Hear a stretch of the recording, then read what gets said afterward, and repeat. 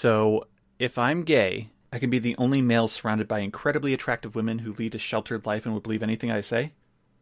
Oh yeah, I love the boys.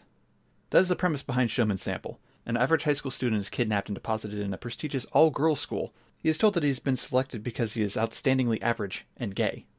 Well, he's not homosexual, but if he is straight, then they will dump him in a remote location, or they'll castrate him. So he plays a smart card, pretending to be gay to keep his junk and or not get dumped in some remote land. What follows is a fairly cliché list of characters and situations for a romantic slice-of-life comedy, so let's play Ecchi Slice-of-Life Rom-Com Builder. We'll go in order of introduction, and because this is an ecchi harem anime, we'll start with the girls. Oh, remember this is only after seeing the first 3 episodes, so some of their personality traits are subject to change. Starting with athleticism, we'll add the ever-popular Opie. Make her blonde with green eyes to oversell this character. We'll make her the most popular and best at everything from sports to looks to manners and grades. We'll name her Raiko. Arasugawa Raiko is basically worshipped by all the other girls in the school. She is praised for her high grades, flawless etiquette, and athleticism. She is also the first one depicted naked, and the one who takes the "he's seen me naked so now we are getting married" trope. She is soft-spoken and gentle, but is a natural leader. Next up is the washboard chest, wearing red hair and the ever-popular pigtails. She is pushy and demanding, but is easily fooled.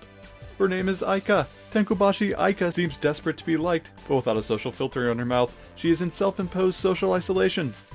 She gets fooled multiple times by the main character in an effort to get her to stop taking things at face value. We are also given a prolonged panty shot by the character when she believes that she has managed to freeze time. Yes, she's that kind of stupid. Since there are 4 main female characters, we'll add a lolly. Short, white hair and light blue eyes to really play up that rare and innocent look. She'll be an antisocial super genius with a crippling personality quirk. This time, that quirk is being unable to take care of herself, and stripping naked randomly. We'll name her Hakuwa. Shidome Hakuwa writes incredibly complicated mathematical equations when she gets inspired. The main character casually breaks her of many of her personality quirks, and she becomes clingy as a byproduct. She is supposed to be 14, like the rest of the characters, but she looks like she's 6, for all of you perverts out there. Finally, we need a tsundere. We'll find this in the long black hair of a self-taught samurai wannabe who has developed a clothing-destroying sword style. Her name is Karen, and she comes in late in the 3rd episode. Shinryu Karen is a crazy sword wielder who gets beaten by accident by the main protagonist. This causes her to vow servitude bordering on slavery as some messed up part of her code of honor.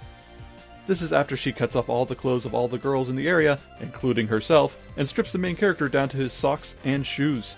Kimito, as in main character Kagurazaka Kimito, is the maypole around which the ladies' world suddenly revolves. As stated before, he is kidnapped and forced to attend this exclusive girls' school as a sample of the real world. He has this distinction because the school assumes that he is a muscle-loving gay boy because he hangs out almost exclusively with guys, and his only female friend made a joke that he likes dudes just to mess with him. The studio has basically spent these first 3 episodes establishing the extravagant wealth of these ladies, and just how much he can not be in a romantic relationship with any of them, as they have threatened to make him a eunuch, and that these ladies have virtually zero understanding of common life. Things like manga, ramen, and cell phones are completely foreign to the girls, who grew up believing that everyone had a maid at their beck and call. The voice acting is solid in the English translation, and has quite a few subtle jokes thrown in. For the record, these are not simply the same jokes as the Japanese version, which means that the script has been thoughtfully rewritten for an English-speaking audience. To be completely honest, it is fairly run-of-the-mill so far. Its animation is better than average, its background music is subtle and appropriate, and has a more believable reason for this strange situation than most slice-of-lifes in the same setting. So far, I can recommend this anime, and I'm actually looking forward to finishing it. It's light-hearted, goofy, light on the ecchi, with a solid and diverse cast of 4 main girls and a main guy. This is small enough of a cast to focus on their interplay, while large enough not to try to wring blood from a stone for plot points. I'd say that it's worth a watch if you want something cheery and fun, while being light on plot and action.